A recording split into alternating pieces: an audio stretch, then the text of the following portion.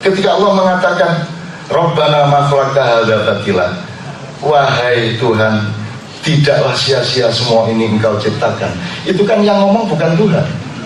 Tuhan ngasih contoh kalimat, dan yang ngomong harus kita. Rabbana berarti kita, wahai Tuhan, kita yang ngomong. Nah, itu kalau Anda tidak memakai kepekaan sastra, Anda tidak bisa dong tiba-tiba ngomong Rabbana ma khalaqta hadza batila. Tidak bisa Anda tiba-tiba ngomong Allahu Akbar. Apanya yang Allahu Akbar? Kamu kok tiba-tiba Allahu Akbar? Apanya yang Allahu Akbar? Kan mesti mengalami dulu, meneliti dulu, mendalami dulu, menghayati dulu dan seterusnya, sehingga dia menemukan ya Allah tidak sia-sia engkau ciptakan apa saja, sehingga kita ucapkan Rabbana ma khalaqta hadza batila. Kita mengalami Ramadan 30 hari, kemudian kita menemukan kebesaran Tuhan yang luar biasa, yang ternyata tidak pernah kita ketemukan selama Ramadan berapa kali pun. Kemudian tiba-tiba kita bilang Allahu Akbar, terus malaikat takut apa sing Allahu Akbar itu, dan gitu. Apalagi sekarang ini Mas Taufik, orang berpuasa itu bagaimana, ada tawaran bagaimana cara berpuasa tetap kuat dan tidak lapar, kan gitu. Gitu. Gunanya puasa itu supaya lapar ya. Ya apa sampai ini? Gunanya puasa itu supaya engkau mengalami lapar. Lah kok kamu sahur minum ini itu supaya seharian nanti tidak lapar. Ngono ojo poso wis mbado wae. Kan gitu. Tujuannya puasa itu lapar ya. Ini baru siang, buku belum saum. Ini mohon maaf ya. Ini saya sedang menjelaskan sastra. Kalau bahasa sastra itu kayak gitu. Kalau Anda kalau di desa kan Joni dengan umatnya di kampung kan kalau puasa niatnya nawaitu saumal gitu ya. Aku berniat berpuasa besok pagi. Kata-katanya saum. Nawaitu saum. Jadi aku meniati saum. Saum tadi yang puasa. Tapi di Quran tidak ada saum, yang ada siam. Kenapa kamu tidak bilang nawaitu saum, nawaitu siamal ghadi? Kok saumal ghadi? Nah, harus kita cari sastrawinya. Harus kita cari konotasinya. Dengan catatan jangan kehilangan denotasinya. Ini masih ada waktu ini. Ya. Sampai malam, Pak. Oke. Enggak. Ya 10 menit lah. 15. Siam itu adalah puasa birokrasi syar'i, aturan baku dari subuh sampai maghrib di bulan Ramadan itu siam.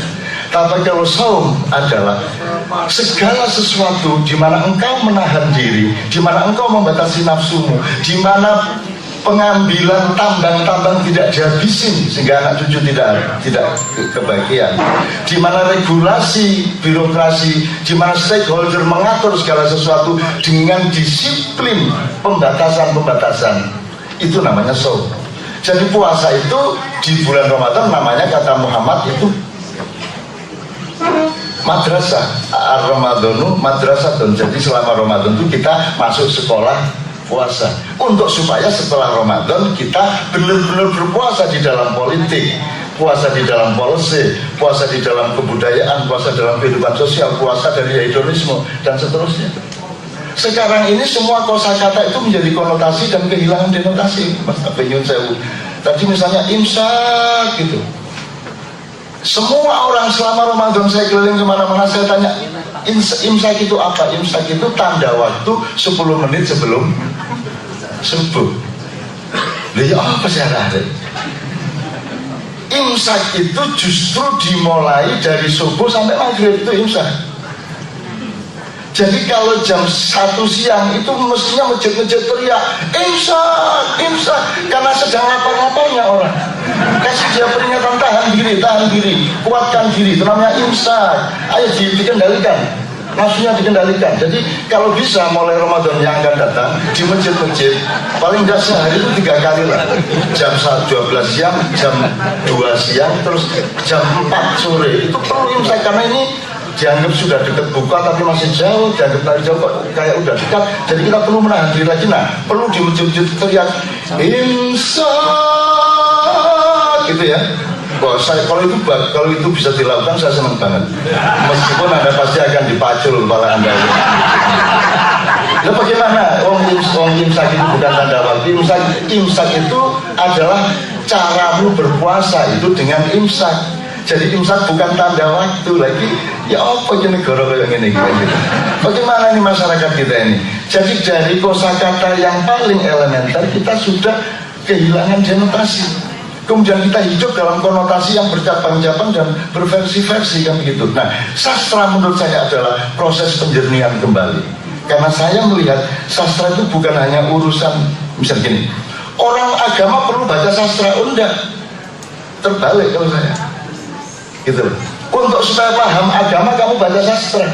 Bukan orang yang beragama butuh baca sastra. Sastra itu justru dibutuhkan oleh agama, bukan agama dibutuhkan oleh sastra.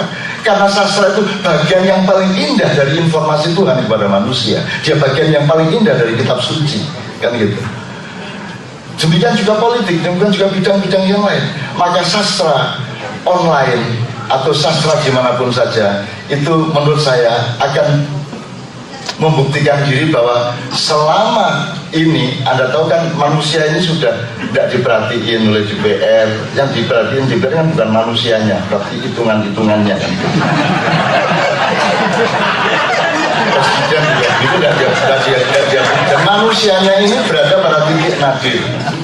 Karena manusia itu kan Anda sebagai manusia, Anda sebagai kepala rumah tangga, Anda sebagai warga sebuah desa, Anda sebagai orang beragama, Anda sebagai pelaku kebudayaan, Anda sebagai warga negara, Anda sebagai penduduk, kan so many dimensions of ourselves, kan gitu.